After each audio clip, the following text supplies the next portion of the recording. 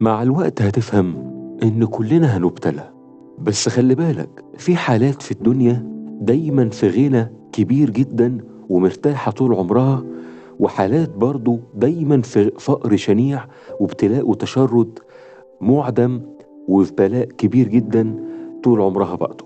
هنعرف ليه السبب دوت في ريل آخر. القضية دلوقتي إن مع الوقت هتعرف إن كلنا مكتوب علينا البلاء، فخلي بالك مادام كده كده كلنا مكتوب علينا البلاء، ما تجيش بقى تزود الطينة عليك بلة بإنك تروح تحتك بالناس كتير وتخليهم هم كمان يزودوا الطينة عليك بلة ويتعبوك. ليه؟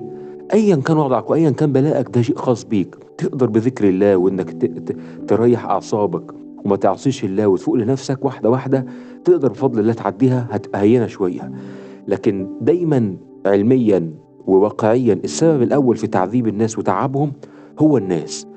فما تجيش بقى انت تحتك بالناس او العوام او الاغبياء او اي حد في اي مكان غبي تروح تديله فرص وتحتك بيه زياده عن اللزوم او الناس، وتخليهم هم كمان يحطوا عليك بحجه او بدافع او بوضع انك احتكيت معاهم.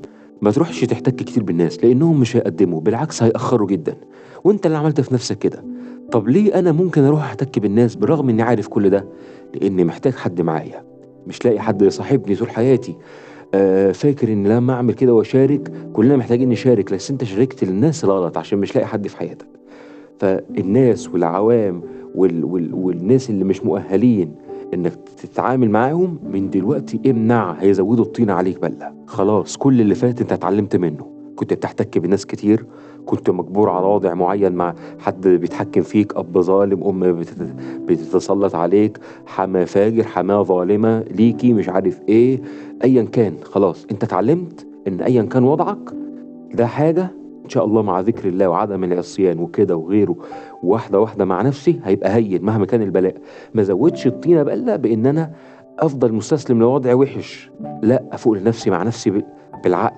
ما زودش بقى الطينة عليا بقى بان انا اروح اخلي الناس ليها سلطة عليا، اروح اوجع قلبي مع ناس اغبياء، اروح اشارك في كمان انا اظلم الناس، لان زي ما الناس كانت بتطلع ضغوطات عليا وتظلمني او كده، لا برضه هعمل كده زي بيئات العمل السامة وغيره وغيره، كل ده الناس بتعاني منه، اعمل انا برضه كده؟ لا.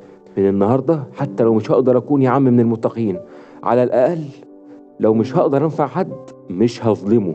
خدها قاعدة في حياتك، واهرب من كل الناس الا الناس اللي انت عرفت توصل لهم، ناس احترافيين عقليتها احترافية متقين لله ابداعيين هيوصلوك في الدنيا والاخرة، برضو بحدود معينة عشان الدنيا تمشي.